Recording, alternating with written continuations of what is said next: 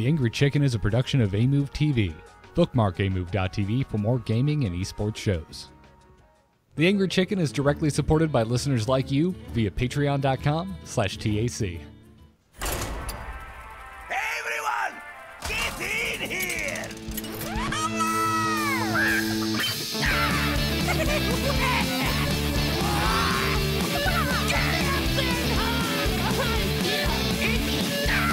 Ready for action!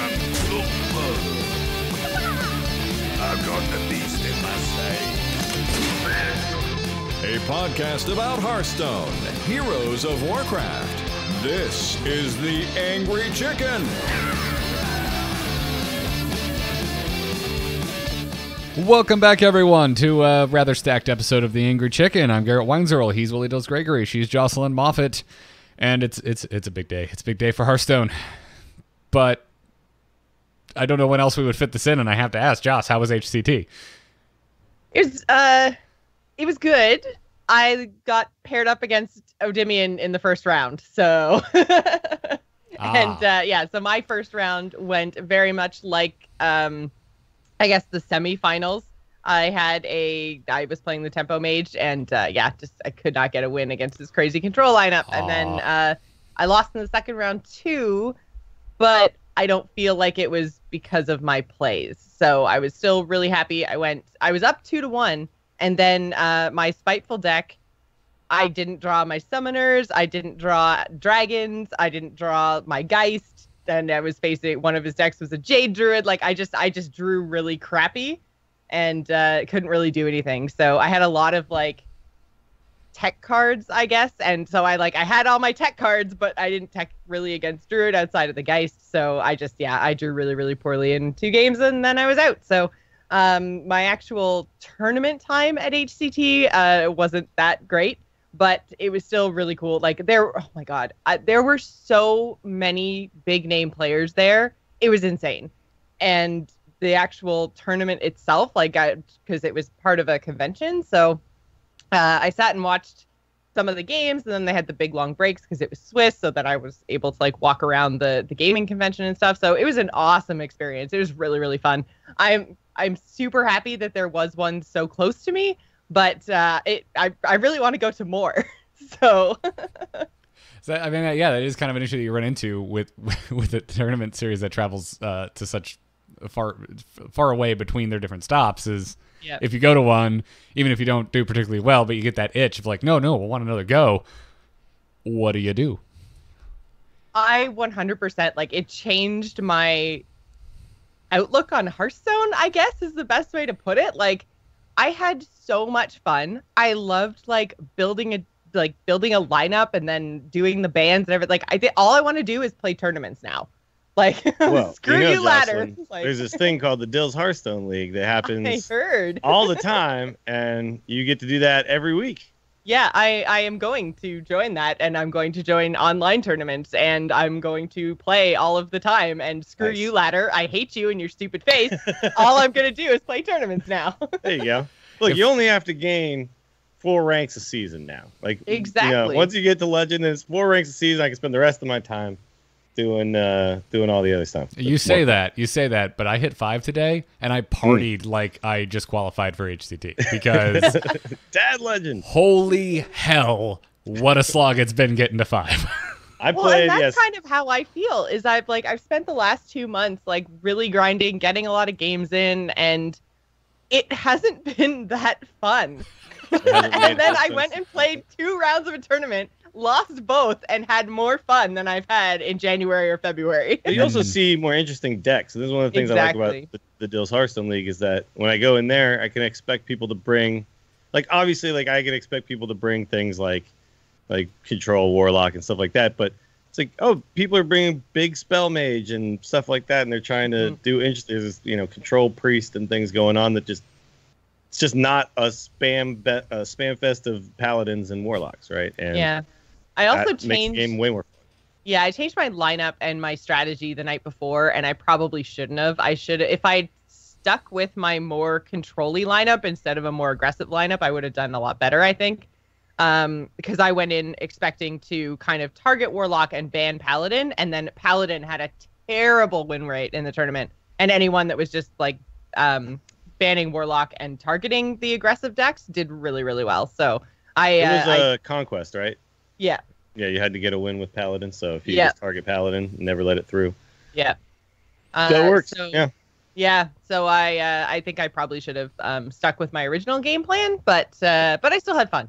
Well, here's the problem with if you target Warlock and plan to ban Paladin, Warlock sometimes just wins anyway, right? Yeah. Because like even if you're super targeted for them, sometimes if they're smart enough too, I noticed this while watching some of the games, they'll do things like they won't play their Rin unless they could kill the Rin on that same turn, right? Like they won't play their they understand what the other decks are trying to do, and then they can play around that. Whereas Paladin just kind of goes, I have this one game plan, which is put dudes on the board and hope they stick, and I can smash your face in.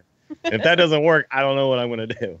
Exactly. And so you saw people being able to counter that strategy a lot easier. Even though some people were playing that Warlock deck in very interesting ways. They were kind of playing it like a value deck that was just trying to get hero power as much as possible and get the most out of each card.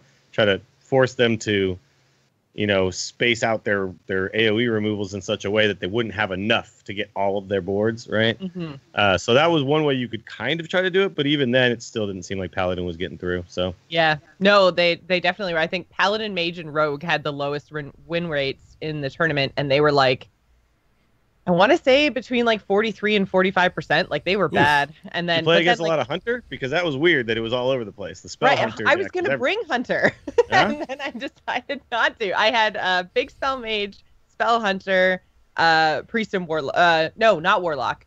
Priest and what else was I going to bring? I can't remember now. Oh, Paladin. So I wasn't even going to bring Warlock. I was going to, mess up their whole strategy and not play into their tech or their bans or whatever. And, but yeah, Hunter was all over the place. There was like 400 games of Hunter played or something crazy. So almost every single game that was streamed had a Hunter in it. It was very strange. Yeah, it had a super high win rate too. So, Hunter, I think in a tournament setting was a really, really good tech choice. That's awesome. Well, so I just out of curiosity, what made you switch last minute? I had one of the old taco winners as a practice partner for the night before, and then he was like, okay, but this, and this, and I was like, okay. So I probably should have just not changed but it was actually really awesome because I didn't have anyone to practice with, and this is the other thing I guess I kind of did wrong is I was just spamming ladder games trying to practice, and that is the worst idea ever. I tweeted out like 2 days before saying like, oh man, I wish I had a practice partner, and then the community, you guys are freaking awesome, and I got so many replies of people saying like, oh, I'll help you practice. So thank you to everyone who tweeted back at me. So I actually had like a practice partner the night before, and I mean everything, like we tested a whole bunch of different matchups and it was great, but yeah, in the end, I think just Paladin was more or less powerful than we kind of thought it was going to be. So I should have stuck with my like control-y live forever lineup. Yeah, I mean, being practiced with the deck, I think is always gonna pull rank. But I can completely understand how your head went in the direction that it went. So, yeah, but well, awesome. I'm stoked that you've gotten bit by the tournament bug. You're making me be like, God, I wish there was an easier way to. I don't want to deal with other humans. I just want to click a button that puts me into that experience. Yeah, yeah, and that's the big problem, right? Even if I could ban a class on ladder, I'd be happy with that. That would be able to go in, and I know that it has all kinds of implications, whatever, but just to be like, I'm going to play a ladder day today and not face any warlocks. That would be my happy place. Yeah, that was my climb to 5, just praying. I'm like, please no dude paladin, please no dude paladin, please no dude paladin. I think I beat 1 on my climb. It was rough. But anyways, as I'm sure everyone else is like sitting there shaking with anxiety, yes, we're going to talk about it. We're going to talk about the big thing, and we're going to do it right now. Good news, everyone! It's happened. We know what the next Hearthstone expansion is going to be, and it's obviously the Emerald Dream. Wait, it's not. It's not. It's not the Emerald Dream. No, it's the Witchwood, and not the Witchwood that exists in the game. It is technically an area that exists in World of Warcraft, but it's not called the Witchwood in World of Warcraft. So we had a reveal video, which was the follow-up to many tweets that I will admit I did not catch on to until a little later, because we got to meet Dave Kosak at BlizzCon last year, and he just seems like the kind of guy that would wear a hat like that and go camping. So I knew something was up. But, they were all tweeting about it. It was, but it didn't really give me any real hints as to what it was going to be. But no, not at all. Yeah, like they're being pretty cryptic about the whole thing. But it did feel a little bit like, okay, so we're going to get a video somewhat in the vein of the Ungoro, video that we got, which was them sitting in the woods and stuff. The jungle, and it kind of was, but a little bit campier and. They were going for the Blair Witch thing, right? Oh yeah, I thought they did it quite well. They nailed that. Yeah, yes. I'm a big horror fan, so the cheese level here was directed right at me, and it worked perfectly. I was dying of laughter watching this video. Yep. Yeah, it was a clever way to do it for sure. Just running around finding cards in the woods. Sure, I liked it, and. I was just excited to just see all these cards. Like, it's funny because I'm watching it and I'm just like, oh, look at this card. I'm not even paying attention to the camp levels and what they're saying and stuff. I'm just thinking about the card. But, good job. It was funny. It was good. They did well. Yeah, it was a good time. So, anyway, some quick facts about it. Apparently, it is releasing the middle of next month. So, it's not that far away. We're already in the middle of this month, so it's basically a month away, hopefully. And we get the next card reveal big stream thing, whatever, is like 2 weeks from now on the 26th, right? So did they give us a date? March 26th, as far as I know. Oh, okay. When I was looking earlier, I couldn't find a date. I just saw I saw a tweet from Ben Brode about reveals will start after our stream, but it didn't mention when the stream was. Yeah, I'm pretty sure. I can't remember where I saw it, but March 26th is the date that I remember seeing. So I'm not sure if that's been officially announced somewhere. But so if we go March 26th to mid-April, I like it. That's a really short reveal window. Yeah. If that's thumbs up, guys. Thumbs up. If that's right, and even if it isn't right, it doesn't matter. They don't have that much time to show us cards. I'm on board too. That's a good. Oh, it was on the blog post. Okay. Oh, okay. So. Wow. How did I miss? Thanks, that? chat room. Thank you, chat room, for things I should have caught. I was digging through so many tweets because there have been so many clarifications. And I'm saying that's a good thing. Like they have been chatty and explaining things, and I love it. But speaking of which, let's talk about some of the other things that have been announced. We're getting 2 new keywords. Although I would argue they're kind of things we've seen before, at least very close to things we've seen before, but they're getting... Oh, they are. Yeah, they're definitely things we've seen before. Yeah. Anyway, one of them is called Echo, and if a card has Echo, it can be cast multiple times in the same turn. So whatever the cost of that card is, if you have enough mana to cast it more than once, go for it. So Unstable Evolution is the example that's in the game right now? Yeah, which is, I think, the only example that's in the game right now. I think you're right, yeah. It's also kind of similar to the Rogue Death Knight thing, but not quite, because that one just goes away the first time you use it, right? Yeah. But it's it's not the first time even then that we've seen this kind of effect of a card being played and then whoa, there's another copy of it, right? So that's basically how it's going to work. Yeah, and then the second keyword is called Rush, and minions with Rush can attack other minions the same turn they are played. So like Charge, but balanced.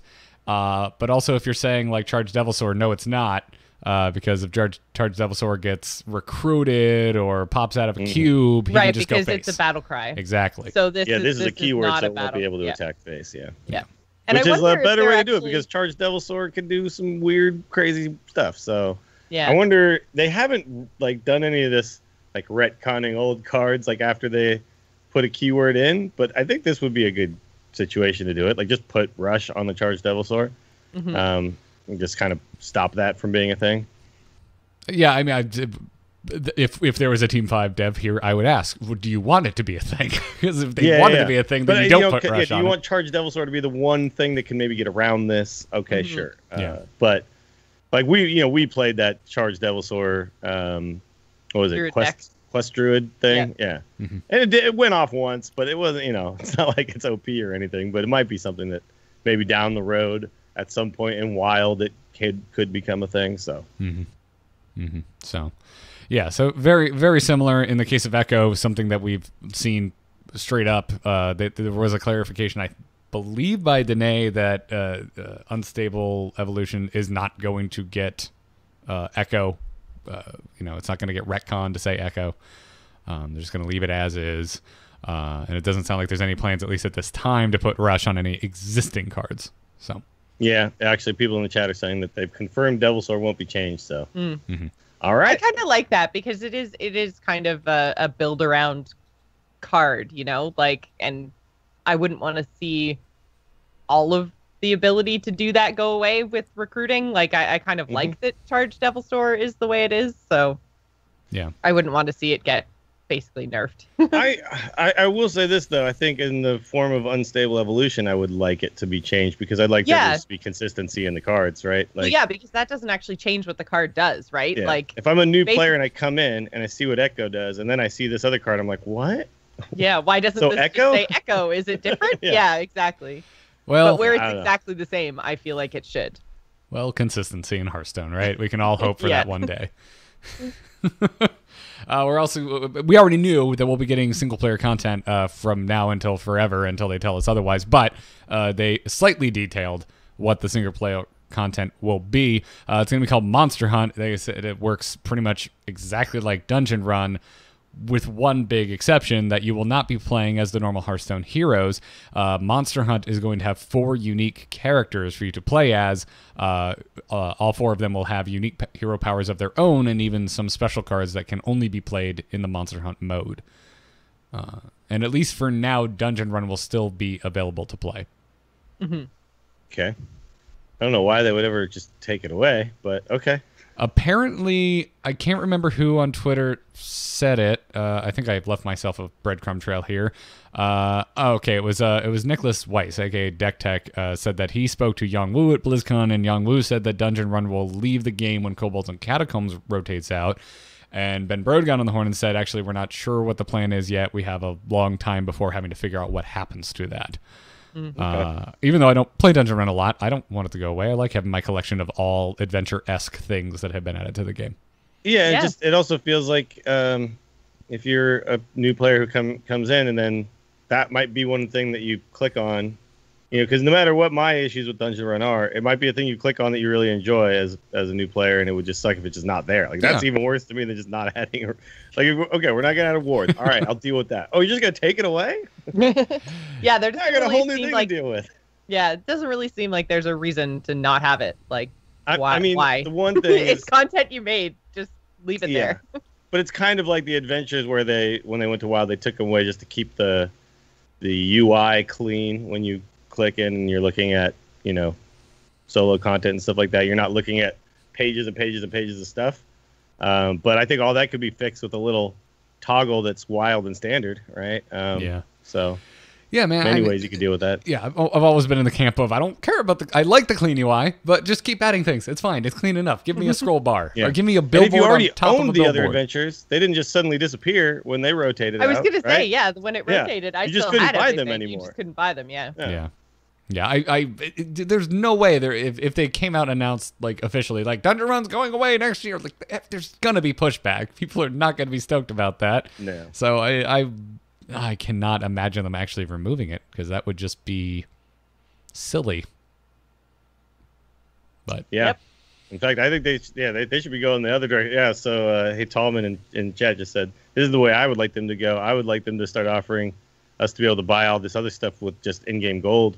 Because they took all that stuff out, and you can only buy it with money now and stuff. It's I want them to go the other way. More stuff for us. Just throw it all I being said, listen, I get it. There's lots and lots of things in their game, and they keep adding more and more. So I get that they feel like it has to be dealt with. I just disagree. I also disagree, and I disagree more. There's a lot of stuff in their game by Hearthstone standards, but listen, Hearthstone. there's other Blizzard games. I don't know if you've been in Heroes lately, and if that's what you're afraid of, don't worry. It's going to take you a very long time to get as messy as the collection in Heroes of the Storm is. Yeah. Yeah, I remember so many times like, oh, I got to draft a hero. Oh, where is he? I have no idea. Like, there's just so many things on my screen. And it's just that. Go look at your collection tab, dude. Like, freaking sprays, emotes, announcers, skins, heroes. It's crazy. Like, it's mind-boggling. And Hearthstone would have to actively try to get as messy as that. And yet I like it. I like all that stuff being there. I'd rather have that than not have it, for sure. So, whatever the case is. It's minor things that we don't really need to worry about right now, but we're, Well, the next thing is going to make me very happy, so you can make me unhappy with one thing. All right, okay. Well, I'm about to make Dills happy. Phrase I never thought I'd say. The pre-order is changing. We're gonna now get 70 card packs instead of 50 for the same amount of money that we've always spent. We still get the card back as well. So this is awesome, and I didn't expect this to. This wasn't a thing I was expecting. No, you almost hit 2 pity timers guaranteed with this. But I think you kind of technically do because of the first 10 cards, first 10 packs. Yeah, the 10 pack rule means you always hit 2 pity timers. And just like they didn't have to do it, they did. Maybe this speaks to what their numbers were based on the last expansion, and maybe they're noticing, okay, there are definitely people stepping away from the game because they don't feel like they're getting their money's worth. Mm-hmm. So maybe if we make people feel like they're getting their money's worth, they'll, this, and I expect to see more people buying this pre-release than we've ever seen before because of this. I've already seen some people in my like sub channel stuff that I do, like my Slack channel, like saying like, I didn't buy the last one, but I'm definitely buying this one. 20 extra packs that's a huge difference to me. I got my first excited. Feels like it's worth my money. I got like my first Hearthstone excited text from Scott Johnson when this came out. I was gonna say, yeah. He's just like, "Oh my god, I'm gonna buy Hearthstone packs." And I'm like, "What world is this?" And yeah, so he'll play for like a week. But whatever clearly it's working, right? I'm sitting here. I've pre-ordered every single time since they've offered a pre-order. I bought more cards on top of that, so obviously I'm already in. But I'm sitting here just being like, "Sweet, thanks, Hearthstone." Yeah. Thank you for giving me more damn cards. I definitely think this is worth the money. Obviously, in the constraints of the economy that they have built. But yeah, it's great. All right, you guys did you bring your tinfoil hats? I wear my Giants hat. Okay. Line it with tinfoil. And have you pre-ordered it? Have you gone in and read the verbiage for actually pre-ordering this damn thing? Because it says 50 plus 20 packs. Which makes me go.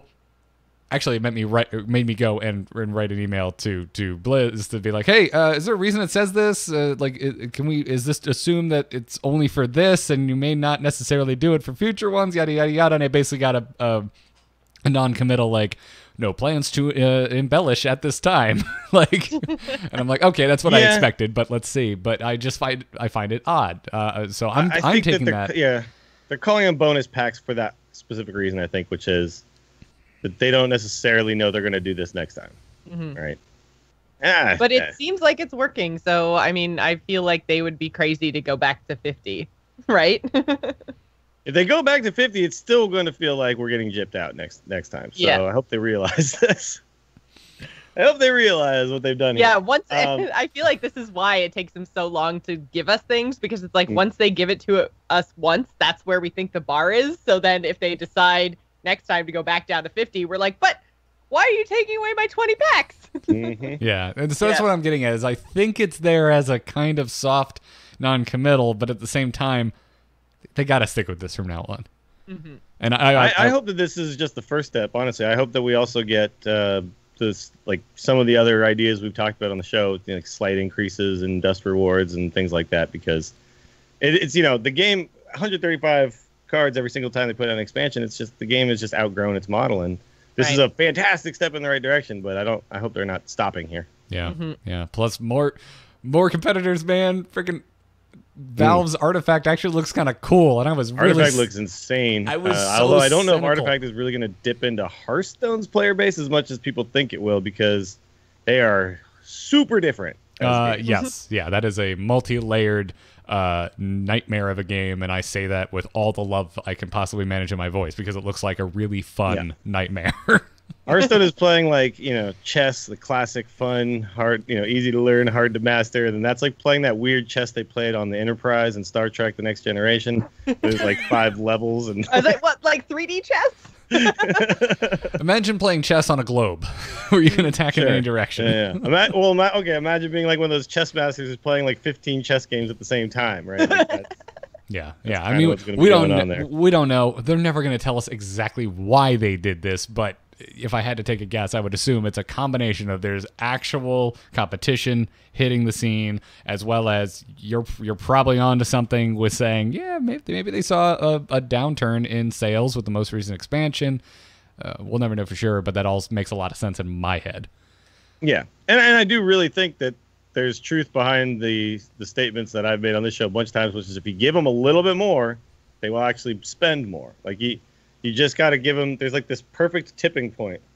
Or if you get people to it, then they will spend money. And if you never get people to that point, they never see the reason to spend any money on the game. And so this is, I think, going to turn, like, I guarantee there are people who are free-to-play players who've never bought the pre-order and are looking at this one going, oh, I might do that now. Because if I just start the next expansion with 70 packs instead of having to earn them all, I might be able to have a net deck like almost instantly, right? And so, it's like that to me, it's like, yeah, you're giving away 20, but man, you might be gaining thousands or even hundreds of thousands of new players. Mm-hmm. Like, yeah, I was going into this thinking to myself, I'll probably just do the pre-order this time, and now I'm like, well, I get 20 more.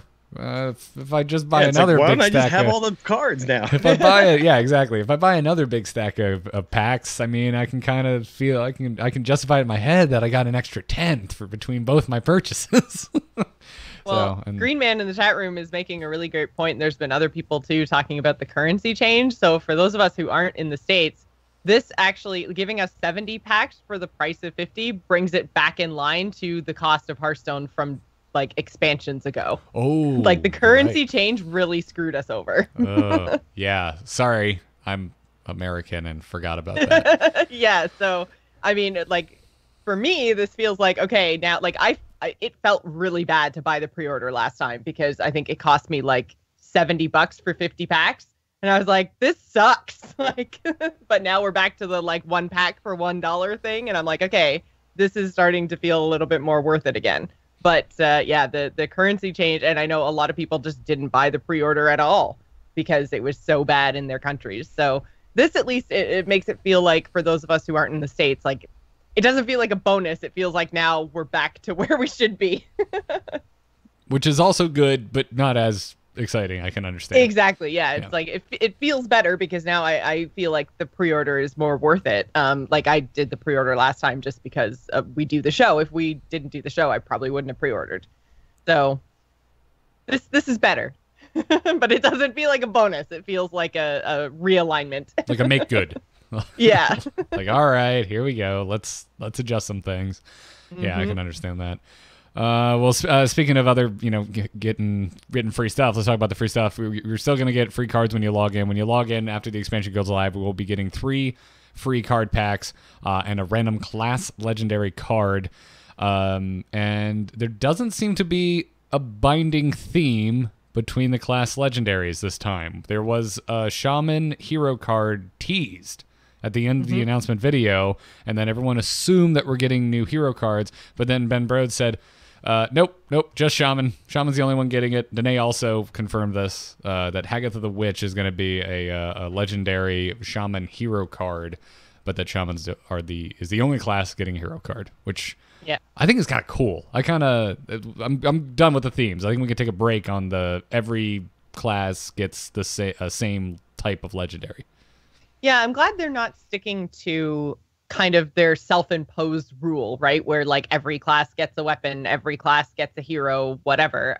But that being said, like I wish that they had given more classes heroes because I think the heroes are really fun and powerful. So we'll have to see what the power level of Hagatha is and if she's actually like playable. But I'm kind of sad that some of my favorite classes aren't getting new heroes, because the Death Knights are super cool and super fun and all have these great effects and they're really powerful and everybody got one. So it felt a little bit even.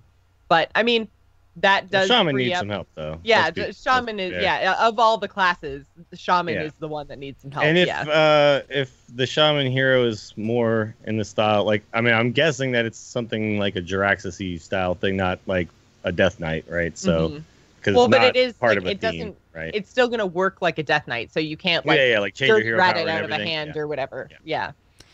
Yeah, I but mean, we don't it's like it's going to be some sort of character within the lore of Shaman, I'm guessing, and yeah. But we also, I mean, you're saying Shaman needs help. It could be bad. It could just be a bad hero card. We're not sure. That's true. Yeah, because I mean, Jiraxis isn't really helping right now. The Warlocks, doing anything. They're not playing that card anymore. That crap. I don't want to be a 15 we were going to say life that against anybody. Jiraxis was crap.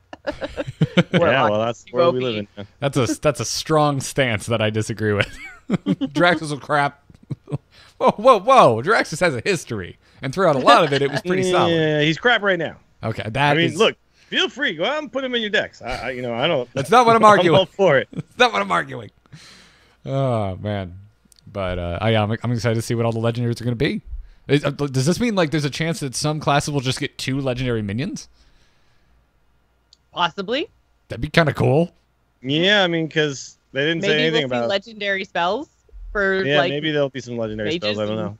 Priests and stuff. That could be cool. Is someone gonna get more quests? Is that like a possibility? Like venture into the Witchwood? I feel like they would have said legendary spells though, right? If that was a thing.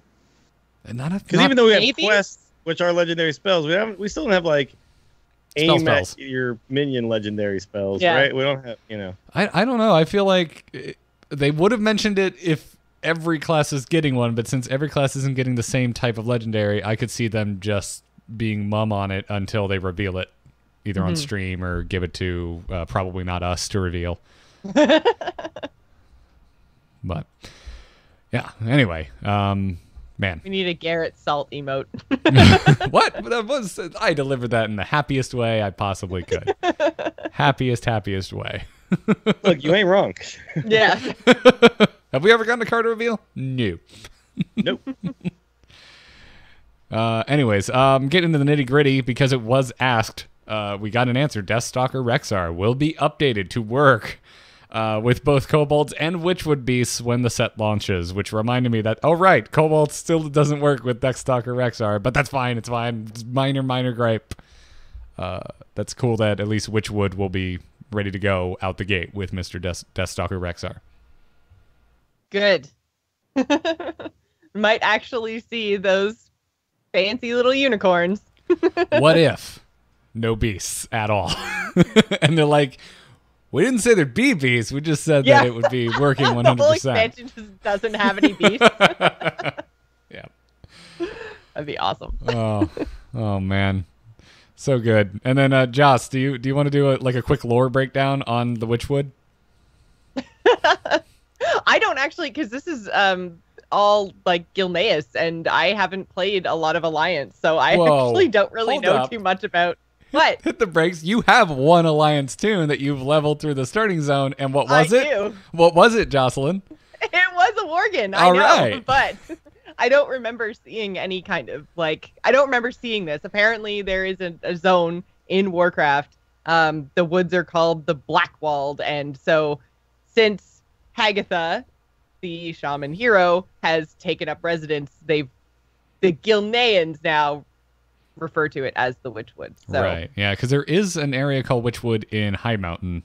That is not where this expansion is taking place. It's taking place on the Blackwall. Which is amazing because, oh my god, Harpies. I am so glad that this Hearthstone expansion isn't that Witchwood, because they were so screechy and annoying. It's like the worst sounds for a character to make in World of Warcraft are those freaking Harpies. Yeah, I like Harpies too. I think they're a really cool monster design. But the voice acting in Legion was like nails on a chalkboard. So yeah, I'm with you. No Harpies, please and thank you. Not quite to Hosen levels of leave me alone though. Yeah. Keep it away from my game.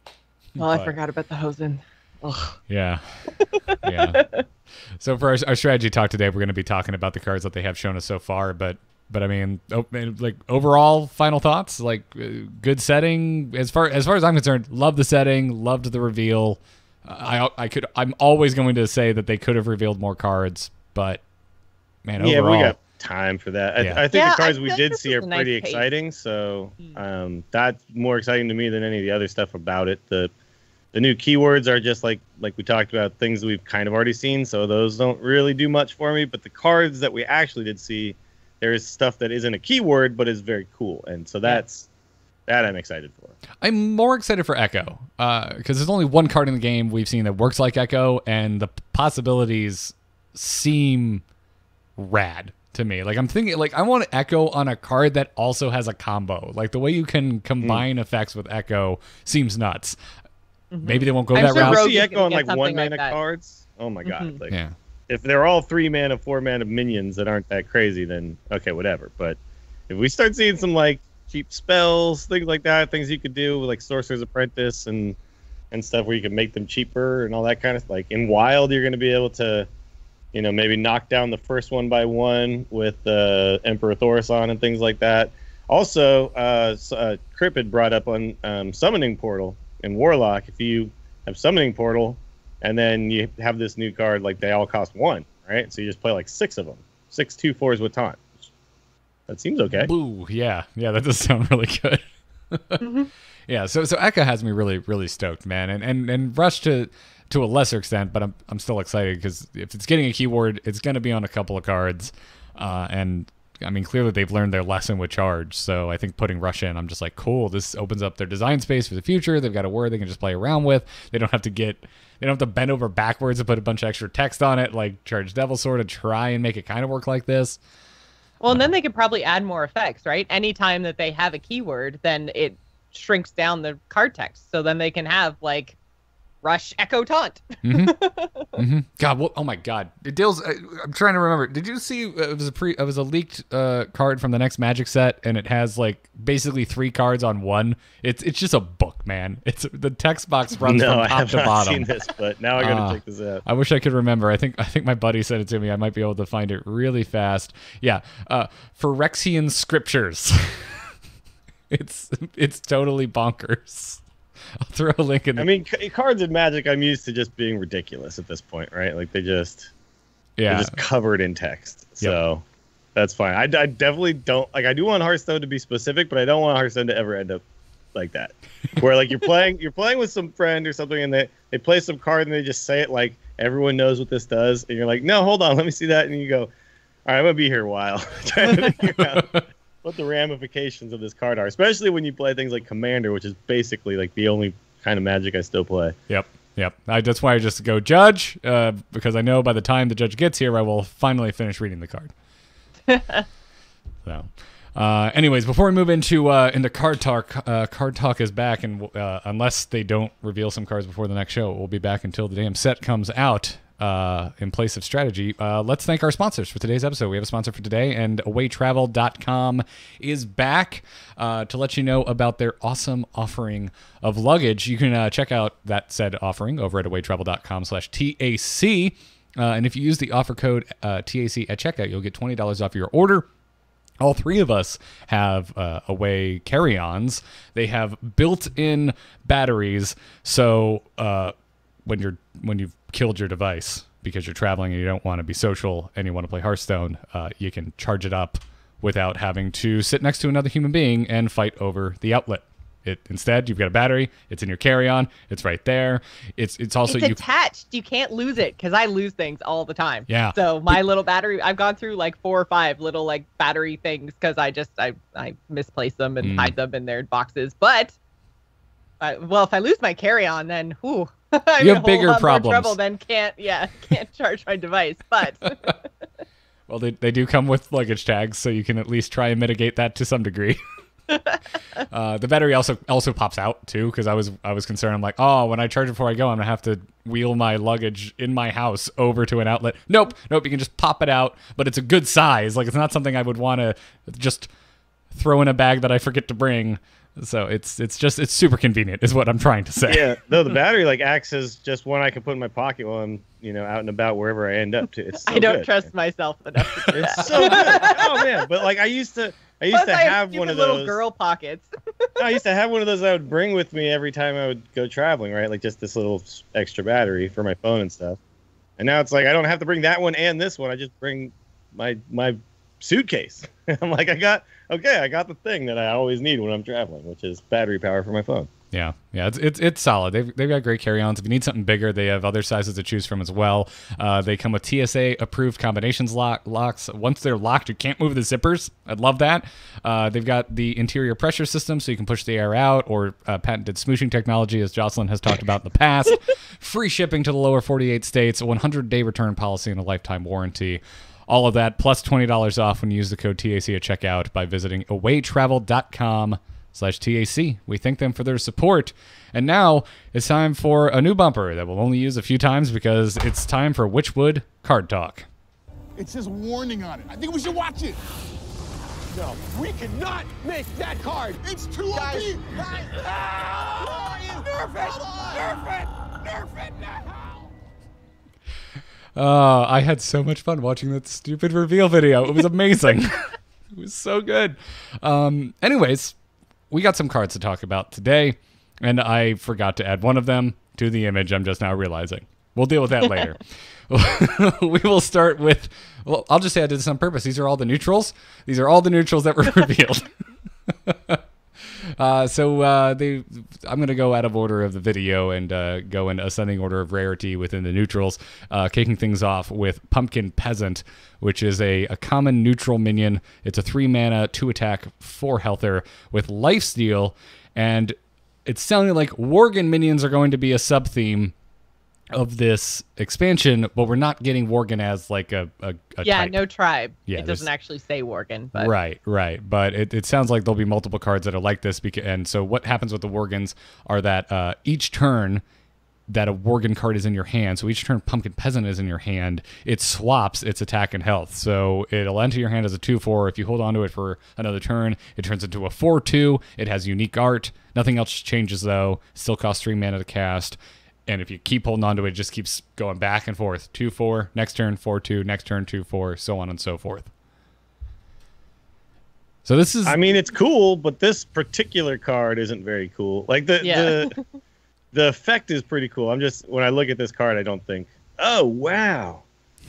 2/4 or a 4/2. Yeah, I mean, I like the idea that you have to like kind of plan a little ahead to know exactly when you want to play this card and if it's going to have the right attack and health.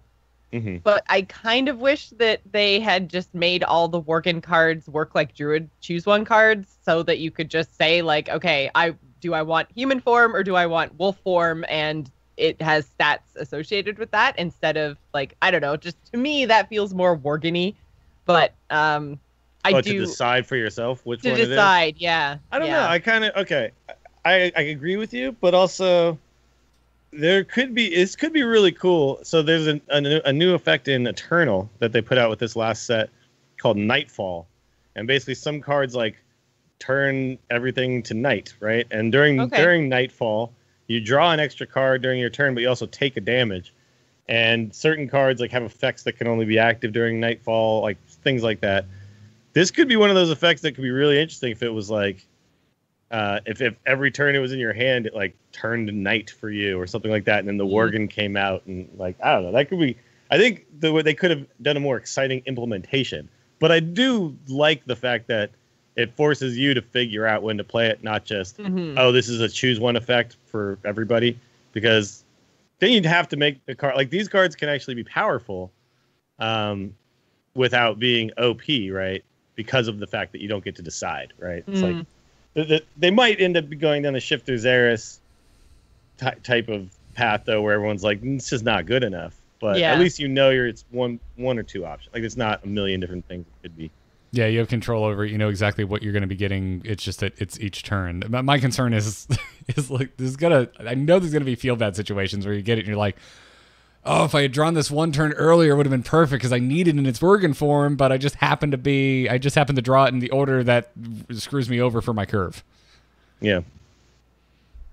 But, yeah, no, I do. I agree. I think that it's a cool mechanic. I just I feel like because you don't have that control and it's totally dependent on when it comes in your hand and everything else, I just feel like they won't be powerful enough. Like I hope, because like this to me, the 3 mana 2/4 4/2, I would never play this. It's not a powerful card, right? So if all of them aren't powerful, like I hope that ones we see in the future when the reveals kind of get underway are really, really powerful and would be way, way overpowered if you had the ability to choose. So I hope they take advantage of it, because I do think this is a cooler mechanic than just making a choose one, but I feel like making them a choose one would make them more playable. For sure. But I mean, at least this particular card, we haven't seen the rest of these cards that work. Right, we haven't seen the rest of them. So I'm reserving judgment, but just on this one specific card, I don't think it's powerful enough because I can't control it. I agree with you there. Yeah. Yeah, but still a cool effect. I'm anxious to see other Worgen cards. This is the kind of thing where I could see like maybe 1 or 2 slipping through, maybe being playable without knowing, what's coming. I could see there being multiples and then like maybe 1 or 2 being like, oh, that's actually kind of a good card. So. And does it, because chat room is asking right now, does it default to the 2/4 version when it comes into your hand and then swap, or I think it starts as a 2/4 and then the next turn it becomes the 4/2. It becomes the 4/2. That's how they showed it in the video. But I don't know if I don't think I've seen any confirmation anywhere of exactly how it comes, or like if it comes into your hand the same every time. I would think it would, but maybe that's my human bias. that would be bonkers and RNG hellish if it was just maybe it's a human, maybe it's a Worgen. You'll see when you draw it. I don't want that. Please and no. I do find it interesting that the Worgen version isn't a beast. I feel like that could have been just like one other little twist that they could have added to these cards if you had like just plain human version, and then when it flipped to Worgen, it became a beast. That would have been cool, but we do have Raging Worgen, and it's not a beast. Oh, I know, yeah, and Howmaster is also technically a Worgen and not a beast. Oh, I still get tripped up by freaking Houndmaster every now and then. Yeah. Like my brain just goes into like autopilot. the Worgens in the game are not beasts, but I think it would be cool if they were. I think it would be too. Sure. Also, Jocelyn, your hunter bias is showing. I know. Actually, I agree with you, though. I think that'd be really rad. Anyway, let's talk about Phantom Militia next. This is the example of an Echo minion that we received. So this is a rare neutral minion. It's a 3-mana 2/4 with both Echo and Taunt. So this was the 2/4 Taunter you were talking about, Dills. So if you got 6 mana, you can cast 2 of these. You got 9 mana, you can cast 3 of them. Or you can go into Wild and get real weird, and who knows how many you could possibly cast.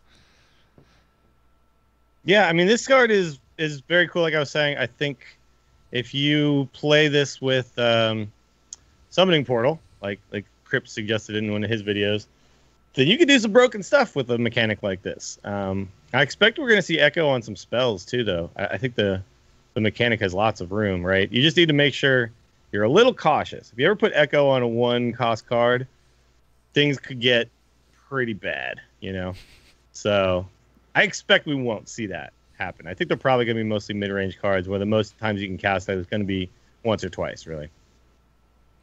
This card in itself is not very powerful. No. Like 3, 2, 4 taunts by itself. Okay. 9 mana to do that. Not very good, right? So. Yeah, it's just, again, I mean, just the thought of Echo in general, though, it has my mind running away. I don't know why combo is the first place my brain went, but something about this like self-activating combo seems really cool. Again, though, like I think similar with Pumpkin Peasant, this card isn't itself the exciting one. Right. I'm guessing we're going to see some more powerful ones. It's a weird thing, though. They do tend to do this. Remember when they showed Corridor Creeper in the final big dump of cards? Like, they didn't really show it to us early on. If we'd have had time, I think the community had time to think about that card a little more, I think it would have hit the ground running a lot harder than it did. So these cards, they kind of just show us, okay, here's the mechanic, and then they don't really show us, like, the best version of that, right? Yeah. So, but maybe if they did, it would create more excitement. I don't know. I guess they've just decided that's not really how they want to do this. Yeah, I wonder, that'd be a great question we'll probably never get an answer. Like, how do they choose which cards that they tease? Yeah. I mean, I'm wonder if it might just be okay. We know these cards are balanced; they're not going to cause an uproar type of thing. But I mean, then they also showed us some like really weird new cards. So yeah. But yeah, these cards, like nothing is very exciting about either of these. I imagine Phantom Militia will be a decent arena card, and yeah, and if you can combine it with something like Summoning Portal, sure, you could do some crazy stuff. Yeah. All right, let's move in and talk about the legendaries that they showed. Azalina Soul Thief is a neutral legendary minion. It's a 7-mana 3/3 with a battle cry that reads, replace your hand with a copy of your opponent's. So this is cool. This is very cool. Yeah, it's so here's the thing about it though. It's a 7-mana 3/3, and that sucks. But if you play a style where you just empty your hand, right, and then you just like draw it's your 7 hand refill cards mechanic, right? Yeah. So it's definitely got some serious upside. Screaming milkshake at you right now. Sure. I wouldn't use this in a milkshake deck though, because my hand in my milkshake deck is always super full. And this is not the card that I want in that deck. Yeah, but it's also a 1-card milkshake, so you could just run it in a non-milkshake deck, and you still get the yell "milkshake" every time you play it. Yeah, it's to me this screams like I play an aggro deck, and this is my late game card, right? Like that's kind of what it screams out to me. Like I play this really aggressive deck, and then at some point I'm out of cards, but for 7 mana, I not only do I put a minion on the board, but I also just fill my hand back up. Yeah. And the problem with that is that, yeah, you will do that, but you might be filling your hand up with a bunch of cards that are like reactive to what an aggro strategy is, and they're not burst, and they're not whatever, and they don't actually finish the game off for you. Yeah. So I don't know if this is actually going to be as good as some people think it might be. Some people are saying this is going to be broken. I'm like, I don't know about broken. Yeah, I don't. Fine. I think it's 7 mana and slapping a 3/3 on the board. This feels balanced to me. Yeah. I also overlooked Corridor Creeper, so take that. Yeah. One. It's one of those cards that people are going to experiment with, and it's going to see some play. So you'll be able to do this in any deck you want. So Hunter could try it, Paladin could try it.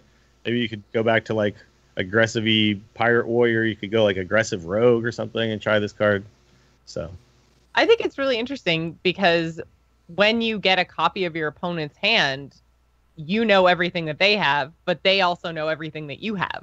So I think if it does actually see some play, then I think it's going to create some really interesting situations where it's like, okay, now we both know what we have. So like, how do we play around things? What's the best order of operations here for me and for my opponent? Like, what do they want me to do? Like, I know, except for the card they top deck, exactly what's going to be in their hand. So I think it introduces some interesting play into Hearthstone that we haven't had before, right? Like, you could always kind of deduce what your opponent's hand was, but now you're going to know exactly what they have in their hand. Yeah, and that's the point you bring up. That actually makes me root for this card. I want this card to see play because now that you've mentioned that, I didn't. They say it in the video, but I hadn't really thought about it in like a pro sense. Seeing that happen in a pro game would be fascinating. Yeah, I think it would be so interesting to see like some really high level Hearthstone players face off after this card has happened. Yeah. Ah, damn. I don't know if I'm expecting this to see a lot of actual competitive play though, because I mean, in general, cards like this don't make it into competitive play, right? Like, it would be really fascinating to see that situation happen, but I think you're going to have to force that. Yeah. You're going to have to like make some weird rules up so that players are going to end up trying this. Shift Because if they're trying to make the best deck. into Azalina Soul Thief. Okay. I mean, In a sometimes wild you'll tournament. find it. Sometimes you'll find it through like if someone's playing the Zoth Mage, which plays Syndragosa. Like people are playing that deck competitively, and then they ping their own little frozen champions, and then they get a random legendary. Okay. Yeah, there you go. Azalina will happen. But in that case, they might not ever play because that deck is also never really out of cards. So Yeah. Yeah, but I just want, damn it, to have some show matches where they're forced to play with this card because I want to see that. Yep. It's like I said though. This is I think you might, if it makes it into competitive play, it's going to be an aggro deck that just empties its hand and wants to refill. So I agree. Next neutral legendary is Baku the Moon Eater. It's a 9-mana 7/8. It's also a beast, and it reads, start of the game, if your deck has only odd cost cards, upgrade your hero power. It's been confirmed that this will be the Justicar Trueheart upgraded hero powers. Yep. And you don't have to... The thing that I like about this and the next card is the whole start of game idea. So it's not like Keleseth where it totally depends if you draw it or not. It's like you can build this crazy kooky deck with only odd cost cards, and you know that you're going to get the effect from this legendary period right from the beginning. So you literally can, well, with the next card, like you can hero power turn 1. Like, that's crazy. Yeah. Let's just talk about the next card then. It's again Greymane. This is the last neutral legendary that we got to see. Greymane is a 6-mana 6/5. Again, with a start of the game effect, if your deck has only even cost cards, your starting hero power costs 1. The thing is, you're going to only see these cards in classes that can really take advantage of... Like, their hero power has to be good, right? Right, yeah. So there's like, you're not gonna see... Warlock, for sure, right? Yeah, it's Warlock probably I gonna could try to definitely make this see. work. Although the Warlock upgraded hero power isn't really that great because all you're doing is not losing the 2 health, and that's not really that big of a deal. Maybe in the I guess Gen they Greymane can heal form, ridiculous amounts right now. So yeah, the Gen Greymane form though, just doing it for 1, I mean that's a pretty big deal. Being able to, because they didn't have an option to do that before. But I think like if we're talking the Baku, you're probably going to see that in like a Paladin, summoning 2 1/1s, a super like slow control warrior, gaining the 4 armor and then being able to utilize it. Base Hunter. I don't think Hunter, the 3 damage isn't enough, and you're putting a 9-mana 7/8 into your deck. So if your deck is trying to be aggressive, I don't think you want a 9-mana 7/8, and I also don't think you want to take out even cards, because you're going to lose all the secrets. You're going to lose... you're not going to lose like Kill Command or anything, but you're going to lose a bunch of like really... You're not going to have like Flanking Strike. You're not going to have Houndmaster. If you're trying to be aggressive, I don't think you can take out your 2 drops and things like that. So I don't think that's either where it's going to be. It's going to be like control decks that can afford to have a 9-mana 7/8 in their deck, right? Yeah. Because when you actually draw and play the card, it doesn't do anything. Right. It's just a 7/8 beast. Yeah. It's just an overcosted minion. And dude, 7/8 beast isn't 9-mana 7/8 beast. You're not getting any synergy the turn you play it, right? So I don't think the beast synergy really makes it effective for hunters either. I think you're gonna I think it's paladins and like slow paladins that like just overtake you with the 1/1s over time, slow warriors, that kind of thing. The Gen Greymane one though, maybe you see some combo stuff happen with hero powers. But we lost all those TGT cards, those Inspire cards, right? So Wild seems like a cool place. You can play Greymane and Wild, yeah. Yeah, that's what I'm thinking. Like these cards excite the hell out of me for wild implications. Man, thinking about Baku for Warlock because it's odds, right? Yeah, cool. They don't have Defile in their deck. I don't think they play. Yeah, I don't think they play Baku and Warlock because, like I said, the 2 health isn't really the thing. If you were like draw 2 cards for 2 mana, then. If it was draw 2 cards, take 4 damage, I think Warlocks would be like, oh, yeah, I want to draw 2 cards. Yeah. But just not taking damage isn't enough, right? Yeah. That being said, I think I don't know. It's like, had you showed me these cards like at the beginning of Hearthstone, I've been like, this is insanity. This will never see play. But like in a post-Reno world, I'm just like, yeah, someone will probably figure something out with this that I'm not thinking about. What I really want to know is what the interaction is between Greymane and Sylvanas in Wild when you play them onto the same board. We got an email about that. They better have some voice acting in there.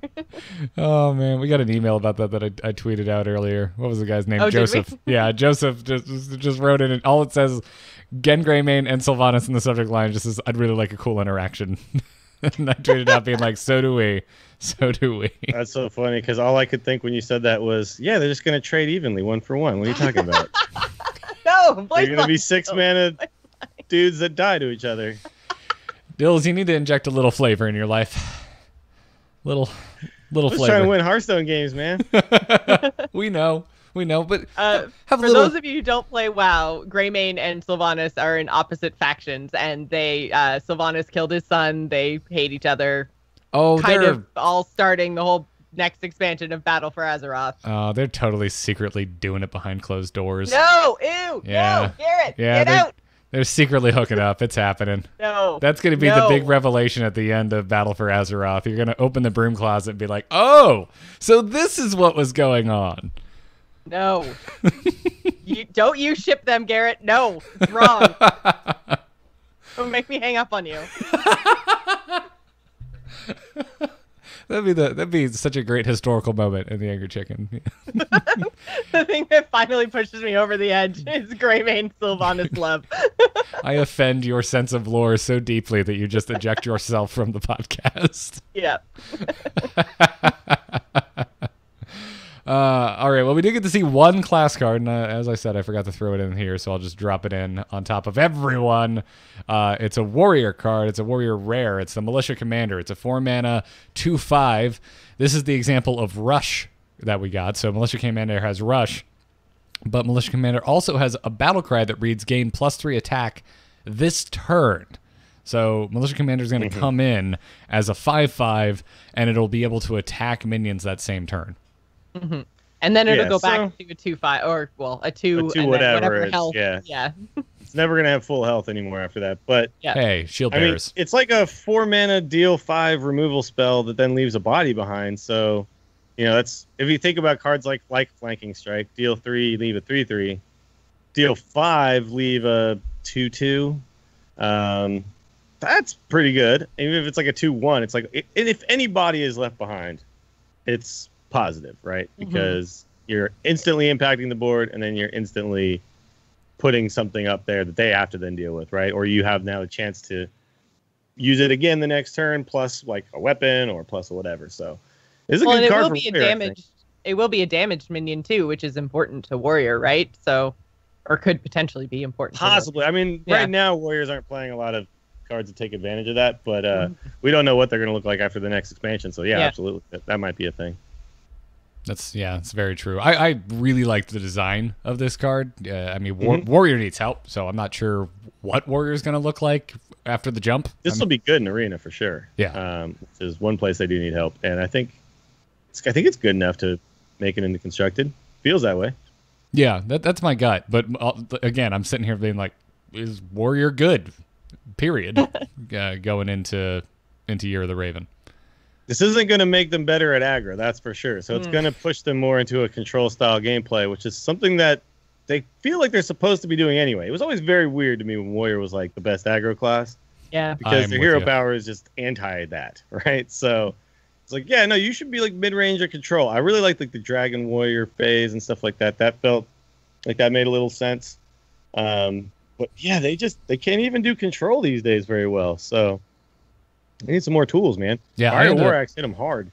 Yeah, it really did. And it used to hit everyone else hard. Yeah. Ayo. But yeah, I ended up in a game against the Quest Warrior the other day. I was, just slamming Murloc Paladin games, which I've been doing to get to 5. And I thought to myself, like, man, this is going to go horribly. It didn't. It worked out really well for me.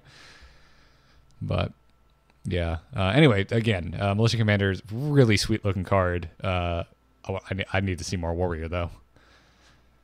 That's what it kind of boils down to. Might. But yeah, Dills, I think you hit the nail on the head. I think overall, like, they showed us enough to get me excited, but these are all pretty tame cards with the exception of the two of Baku and Gen.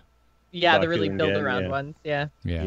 Vaseline is cool. Outside of that, there's nothing really that's like, oh my god, what the hell are they doing? It's nuts. Okay, all right, Hearthstone cards, and the Echo and Rush are two things that they're putting in that are never going to feel OP to me. So it doesn't worry me. I like that. It is kind of crazy, though, that the last few expansions we've been like, oh, these cards seem more fair than they used to feel. And then I go and play in Wild, and I'm like, we're not even playing these old cards that I used to think were super broken. So I guess these are broken. I just didn't notice them all together being broken, but you don't even play Dr. Boom in Wild anymore, and that seems nuts. Yeah, man, I'm gonna start a campaign to buff Dr. Boom because I miss seeing him in Wild. Guarantee more damage out of those bombs, please. Guarantee more damage. Dr. Boom tried so hard to make his way back in, but everybody was like, nope. We've had enough of you, Dr. Boom. Well. Anyways, that's kind of wraps it up for Witchwood so far. Yeah, I don't know. I'm kind of okay if like, I know we're gonna get a couple cards that just make us go, oh, what? But overall, I kind of just want just make good cards, make things that make sense, that are somewhat balanced, that aren't just auto includes. Let's stick away from another corridor creeper, please. So far, I like this. I mean, this looks relatively restrained, and that's kind of nuts when you think about it. I'm saying that cards that upgrade your hero power based on evens or odd inclusions in your deck overall are tame, but that's Hearthstone, and this is where we ended up.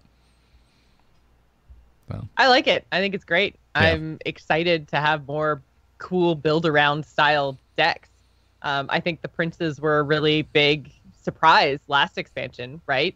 Or wait, they were Frozen Throne. Two expansions ago, yeah. Yeah, but I feel like they were a big surprise for sure. Yeah, they were a huge surprise. How well they worked and how fun it was to build those decks around those specific like card costs. So yeah, I'm excited to see how these play out.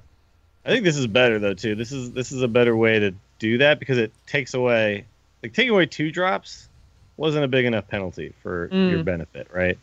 And then taking away the fact that you have to draw it, this is a much healthier way to do this whole mechanic, I think. Take a bunch of stuff away. Reno and all that kind of stuff didn't seem so bad, but turned out like just, okay, I have one of each thing, but I can have a lot of draw or something like that and make sure I get there all the time. Didn't really end up hurting them that much. So, yeah, these cards all this feels like the right direction. Hearthstone's, they're learning from each expansion, and it's good. Yeah. Well, let's thank some patrons, and then let's take a few to talk about Arena, because that changed this week. This is something that's in the game right now that's going to affect us. But yeah, let's thank our patrons over at patreon.com/TAC. The hundreds of bosses over there supporting us. And if you enjoy Angry Chicken, if you get some value out of the show and want to give something back, the Patreon is the best way to support us, whether it's $1 an episode, $2, $5, whatever works for you. We really do appreciate it. And on this episode, we want to thank Vigil, The Innkeeper's Table, which sounds suspiciously like a podcast name to me, and Timothy A. Thank you very much. I'm going to say I'm just going to go with it's Tim Allen. He took a break from Home Improvement to support our podcast, and I really appreciate it. Clearly. I could have gone with Santa. Makes sense to me. It's not close enough to Christmas. But yeah, hey, last week we talked about the arena changes to the draft, and they are now live. It went live alongside the pre-order for Witchwood. So we've had almost a day to mess around with this. We all 3 of us actually did a draft together as part of a pre-show for today's episode, and for the most part, I was impressed. For the most part, I felt like the picks were very difficult calls. It definitely added. So, the one thing that I didn't want to have happen was that it didn't feel different enough. It feels super different. It does, yeah. That's not an issue. The one thing that I will say didn't feel very good was the one time when we got 3 bad legendaries, and it was like, oh, well, all these feel bad now. So now, I have a situation where I don't feel good about any of this, right? So I don't know, that kind of sucks. Yeah, if you're watching visual, I brought actual evidence of the crap legendaries. We got Nat Pagel versus Sergeant Sally versus Ozruk, and no, we didn't have any elementals. We ended with 1 though. We did get offered a Fire Plume Phoenix. But yeah, this was just such a feels bad moment, because you're like, you get super excited because you get like legendaries, yay, and then it's like, oh wait, these are all terrible. Like it would just in general, in the past, they've been very much like, oh, we don't want people to feel bad. And it's just like, so why didn't you just remove like the bottom half of the legendary pool then? Like, so you're guaranteed something that's like middle of the road or better instead of crap. Did we get offered? I think we got offered 3 sets of legendaries, didn't we? We did, yeah. 2. We did get 3 sets of legendaries, yeah. Oh, yeah, because we took Shifter, Pagel, and Nazoth, yeah. Yeah, but they were all kind of like none of them were like great. Like Nazoth, I was excited about. We ended up with 1 Death Rattle minion though, so it's not that exciting. We got 2. We got Mountain Fire Armor, and we got the my bad. The hatchling. I forgot about Mountain Fire Armor, a card with which I am extremely used to seeing and playing. Yeah. I mean, there is currently a N'Zoth warrior that some people do play, and the only 2 death rattles it runs are Mountain Fire Armor and that 3/6 taunt guy. So Yeah. So I mean, I guess technically we got 2 of the best offerings there. There is a weird thing right now where there's just not a lot of good death rattles, right? A lot of them are in wild. There's no more Sylvanas. There's no more Sludge Belcher. You got a 4-mana 2/3 taunt that summons a 2/2. Like, that's kind of it outside of these 2. So yeah, I don't know. N'Zoth was kind of the best we could really hope for. But I mean, really, like the main thing here is that no matter what, Arena is going to be very difficult now in the drafting part. It's going to be a thing where you're going to have to stop and think on each decision. And that's not what it was like before. Before, it was just basically you could kind of just autopilot through the drafting and just hope that you get a pretty decent deck. And if you do, then if you're a somewhat decent player, then you have a chance of getting a high amount of wins, right? Now it's going to be really, really tricky to do optimal drafting. There's going to be a lot of picks where you're going to not know what the best pick is. And you're going to have to kind of figure it out based on small, tiny percentage points of this one being better. And when you get to the actual games, everyone's deck is now going to be based on how good their decision-making was, not just how lucky they were more often. So, yeah, I think good players are just going to I think they're going to soar during this little portion here. And that's, I think, good. I think you want to reward good decision-making and good play. And I don't think Arena was doing that as effectively as it could before. So it should now. How did you feel then when we got, because there was other times where we were offered like 3 good cards at once.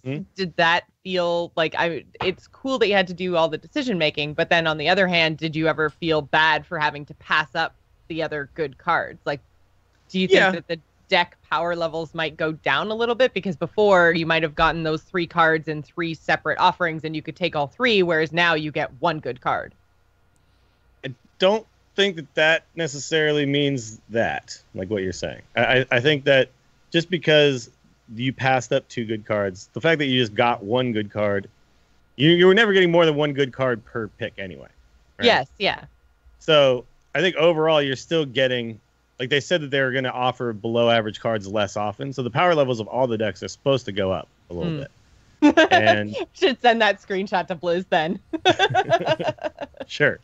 I mean, they're supposed to. It doesn't necessarily mean that they always will, but yeah. I mean, technically, like on average, they should all get slightly better.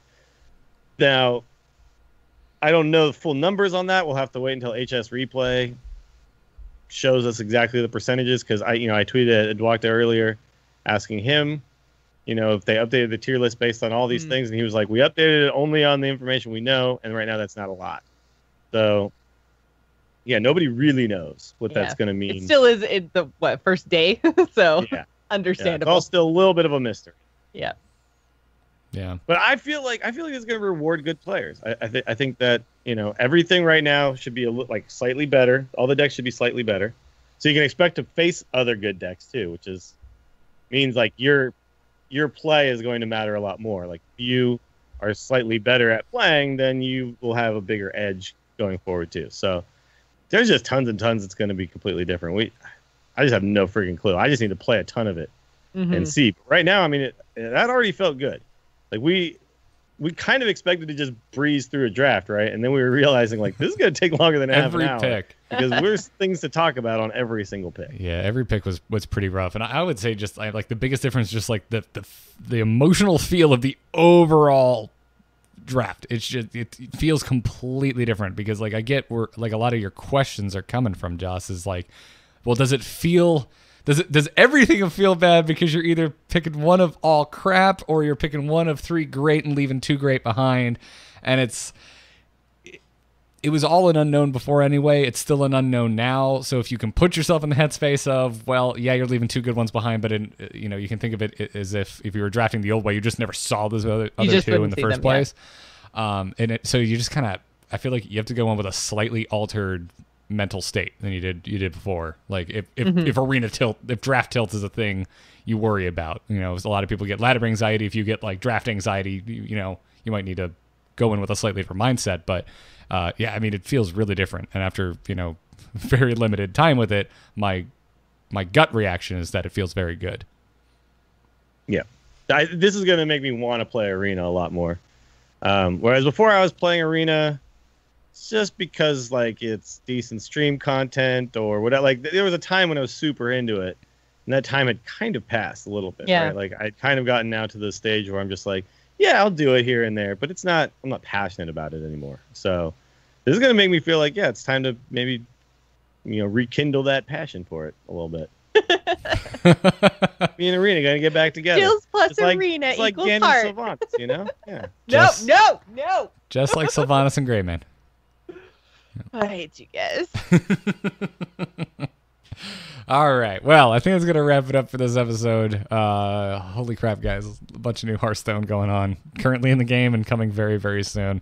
But before we go, thanks again to our awesome patrons over at patreon.com/TAC. Huge thanks to our producers, Declan H., Michael N., Sean C., Johnny S., and LVE. Thank you for being our producers, folks. If you dig us and you don't want to spend $1 to help us out, try dropping us a 5-star review on iTunes. That helps us find new listeners, and we really appreciate it. We also have swag available, shirts over at shirts.amove.tv. Pick yourself up an Angry Chicken shirt. We also have custom etched glassware, pint glasses, wine glasses, stuff of that nature at etched.amove.tv. You can follow the show on Twitter at TAC Podcast. But around the table before we go, Dills, you do all kinds of other stuff. Where can folks find it? You can check me out on Twitter. I'm at Willie Dills, and twitch.tv/Willie Dills is where you can find me playing a bunch of Arena coming up. So I haven't been able to stream because my mom and everyone was in town for South by, but everyone's finally starting to go home now. So Austin is now going to be free of the I'm not going to have so many distractions, so it'll be good. I'm looking forward to streaming like a ton the rest of March, and now with this new Arena, I know what I want to be doing, so look forward to that. So if you're curious about it, that's where you can find me doing it. Nice. Joss, you also have like a ton of awesome stuff, including some newer stuff. Where can everybody find your work? You can find me on Twitter and Twitch. I'm at Joss Plays, JOCE Plays. Also, we're coming up on the launch of Sea of Thieves. It's coming out next week. I'm really excited about it. And so if you guys are excited too, check out our new podcast called Shipwrecks and Shanties, all about Sea of Thieves. Are you guys interested in playing it at all? Because honestly, it's so freaking fun. I played it with Civ during not the most recent closed beta, sadly, because I guess they added a bunch of new stuff, but I played during the second beta test weekend, and yeah, you're not kidding. I want to play it with everyone. Awesome. All right. And I haven't really checked that out much, but I like pirate stuff, so yay. Yeah, sounds fun. It's all PvP too, dude. Oh, I like that. I think that's your next donation goal, Dills. I'm gonna make it for you. That it's gonna be gonna go to the Sea of Thieves. we're gonna get you a copy. All right. Is it just buy one, or is it buy it once, or is it like subscription thing? No, it's buy it once. And actually, if you sign up for the Xbox Game Pass, which I don't even think you actually technically have to own an Xbox, because Sea of Thieves is crossplay between PC and Xbox. Okay. So you can spend $10 for the Game Pass, and you get access to Sea of Thieves. So if you just want to try it out, you can pay $10 and do it that way. That is a subscription, though, so you'll have to remember to turn it off if you don't want to keep access to the game. Yeah. As for me, folks, I'm Garrett Art on Twitter. All the podcasts I do at amove.tv. I have rebranded my solo show. It used to be called The Angry Nerd, but since I have to remind everyone to spell my name with 2 R's and 2 T's, I have renamed it to R2T2. There's a little dash in there if you're trying to find it with exact spelling. And I want to try something different, and that show doesn't have as many listeners as this one, so I figured I'd give out the email for that show, which is still angrynerdgarrett@gmail.com. I'm finding myself oddly passionate about PUBG in a way I was not expecting, and I want to have some fun with it. So if you have crazy game stories for PUBG, send them to angrynerdgarrett@gmail.com, because I want to share some of those stories on my solo show. So if you got some, send them my way. We died last night driving through the middle of the road. Were you listening? For no reason. Were you listening to Vengabus? No. That's the problem. That was the reason then. A, I wasn't with you. B, we weren't blasting Vengabus over my mixer. So that must have been it. Problem solved. The Vengabus is coming. It's coming. Real quick, too. I forgot to announce this earlier. I probably should have done it at the top of the show where people actually listen. I know it's going to be Easter weekend, but the only available weekend that's going to make sense to do the taco before the stuff happens is the 31st. Which is a Saturday, so I will start sharing that on all the Twitters and everything. But Yeah, basically the page is made. People can sign up. Garrett and Joss might not be available, but I'll just, it will be a solo adventure, and maybe I'll find somebody to cast with me. I if we need to. should be able to make Saturday work. Yeah, I mean, I don't do anything on Easter Sunday personally. I'm not a very religious human, and I don't have little kids to hide eggs from, so I don't hide really eggs care. from Iggy. You could. He won't care, or Well, I also don't want him to find eggs and then eat them. So I don't want Yeah, dog egg farts farts going would on. probably be terrible. Yeah, that sounds awful to me. But yeah, so I'm not going to be doing anything, and it's just the last, I'm working other weekends and stuff, so it's got to make it happen before the new expansion rocks out. So look for the we'll tweet it out on all the accounts. So listen, dude, take some bark box treats, stick them in some Kongs, hide the Kongs like eggs. There you go, a Kong hunt. Yeah. Yes. Yeah, there you go. Kong, not a sponsor, by the way. It's just the first thing that popped into my mind that's hollow that you can shove a treat inside. But, yeah, anyways, that's going to wrap it up for this episode. Thank you, everyone, for listening. Hearthstone hype. Job's done. Job's done. Job's done. Yes! It wasn't that funny. It was really dumb. We could real fast just record an announcement about Taco and just stick it at the very top of the show. Do you want me to do that? Sure. Yeah, that sounds fine. All right. I'm don't put a link or anything. Just tell people to pay attention to our Twitters, because I'm I'm just making sure that last time there was because I'm basically copying over everything, so I got to make sure that the dates all match and all that kind of stuff before I post the link. Okay. Yeah, I was just gonna turn on recording, and you can just say, "Hey, everyone, just wanted to let you know Taco is coming up on the 31st. Stay tuned to the Angry Chicken Twitter for a link." All right, sounds good. Go for it. Hey, what's going on, everybody? Before we start the show today, I just want to let everyone know that the Taco Caco is going to happen on March 31st. You're killing me. And signups will be up very, very soon, so pay attention to @TagPodcast on Twitter or @WillieDills. That's where we'll be making the announcements and posting all the links. Also, our Patreon, patreon.com/TAC is where people will find all the early signups. So pay attention to all those places, and I look forward to seeing everybody for Taco Caco. Are you saying Taco Catacombs? Yeah. Caco. Catcomb. Kobolds and Catacombs. Oh.